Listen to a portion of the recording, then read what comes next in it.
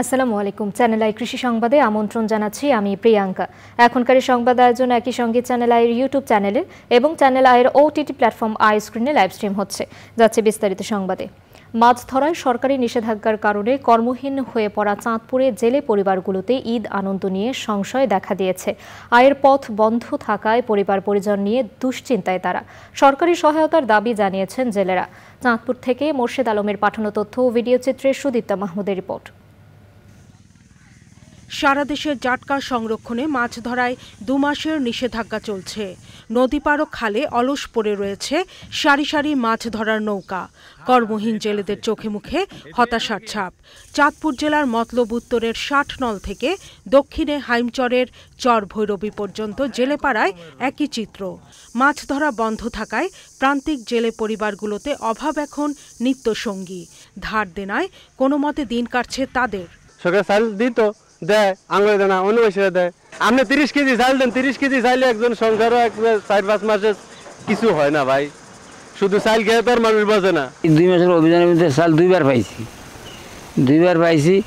আর আমরা এই যখন সামনে যে ইচ্ছা না ইচ্ছা আছে আমরা কেমনে চলুম সেটা আল্লাহ জানে। খায় না খায় আর রোজা থাকতে আছি। ইজ্জত করুম বাল বাচ্চা লয়া এমন কোনো ক্ষমতা নাই। চাল দেয়, গরু দেয়, সরকার জাল্লা করে এটি খেয়ে মেম্বার চেয়ারম্যানেরা জেলেদের বিকল্প আয় বর্ধক উপকরণ হিসেবে সেলাই মেশিন, ছাগল, গরু ও পরিবেশ বান্ধব জাল সহ বিভিন্ন উপকরণ দেওয়া হয়েছে। নিষেধাজ্ঞার 2 মাসের জন্য কর্মহীন হয়ে পড়া প্রান্তিক জেলেদের দুর্ভোগের কথা চিন্তা করে ভিজিএফ এর চালও বিতরণ করা হয়েছে। একটা উল্লেখযোগ্য পরিমাণ ভিজিএফ দেওয়া হচ্ছে, 4 মাসে প্রায় 160 কেজি চাউল। আর পাশাপাশি আমাদের যে ইলিশ সম্পদ উন্নয়ন প্রকল্প আছে সেখান থেকে আমরা জেলেদেরকে বিভিন্ন সময় বিকল্প আয় বর্ধকের উপকরণ বিতরণ করে থাকি। আমরা আশা করছি জেলেদের ঈদটা খুব একটা খারাপ যাবে না। চাঁদপুরে 44,035 জন নিবন্ধিত জেলে রয়েছেন।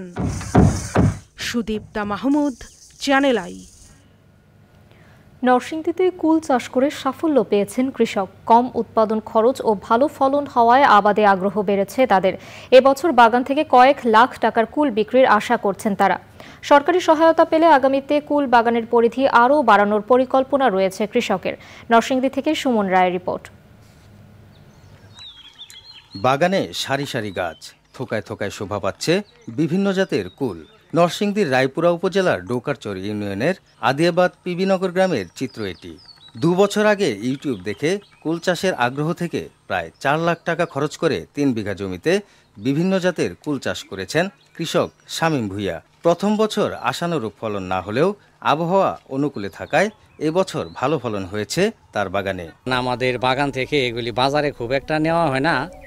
আমাদের বাড়ির আশেপাশে কিছু পাইকার আছে, আর নিয়ে কিনা বাজারে নিয়ে বিক্রি করে। এই বছর আমরা বাগানটা 1,70,000 টাকা পাইকারে বলছিল, আমরা বিক্রি করছি না। আমরা আনুমানিক ভোর হইয়া ইনশাল্লাহ আমরা 3 লক্ষ টাকা বিক্রি করবো ইনশাল্লাহ, আমরা আশা করি। স্বাদে সুস্বাদু হওয়ায় বাগানেই প্রকারভেদে 80 থেকে 100 টাকা কেজি দরে বিক্রি হচ্ছে কুল। এটা 2 বছর চলতেছে। প্রথম বছর তেমন লাভবান হইতে পারি নাই, তো এই বছর ইনশাল্লাহ ফলন খুব ভালো। ইনশাল্লাহ আশা করি আমাদের প্রফিট হবে। কুল চাষের সাফল্যে অন্য কৃষকেরও আবাদে আগ্রহ বেড়েছে এলাকার। কৃষক বা নতুন উদ্যোক্তারা কুল চাষ করতে চাইলে কৃষি বিভাগ থেকে সব ধরনের সহায়তা ও প্রশিক্ষণ দেওয়ার কথা জানায় কৃষি বিভাগ। বিগত কয়েক বছরের থেকে এবছর কুলের আবাদ কিছুটা বৃদ্ধি পেয়েছে। আমাদের যে বর্তমানে যে বাজার মূল্য কুলের সেটি অত্যন্ত ভালো, যার জন্য কিন্তু কুলের আবাদ বৃদ্ধি পাচ্ছে দিন দিন।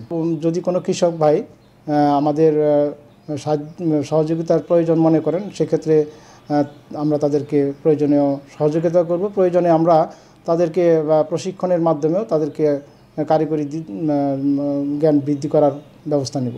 এই বছর জেলায় 115 হেক্টর জমিতে বিভিন্ন জাতের কুল চাষ হয়েছে। নরসিংদী থেকে সুমন রায়, চ্যানেল আই।